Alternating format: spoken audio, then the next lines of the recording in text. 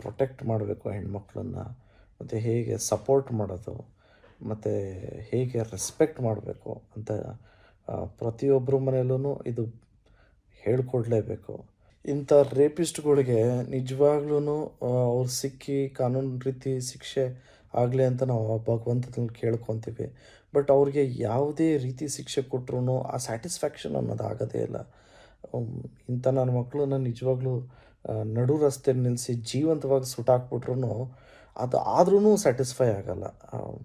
ಇಂಥ ಕಲ್ಪ್ರಿಟ್ಸ್ಗೆ ಏನೇ ಮಾಡಿದ್ರೂ ಆ ಭಗವಂತ ಇವ್ರಿಗೆ ಒಳ್ಳೇದು ಮಾಡದೇ ಇರಲಿ ಅಂತ ಮನಸಾರ ಕೇಳ್ಕೊತೀನಿ. ನಾನು ವೀಡಿಯೋ ಮಾಡ್ತಿರೋ ಉದ್ದೇಶ ಏನು ಅಂದರೆ, ನಿಜವಾಗ್ಲೂ ನನಗೂ ನಮ್ಮ ಮನೇಲೂ ನನಗೂ ಒಬ್ಬಳು ಹೆಣ್ಮಗಳು ಇದ್ದಾಳೆ.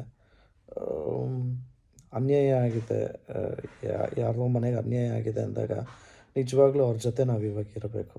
ದಯವಿಟ್ಟು ಎಲ್ಲರೂ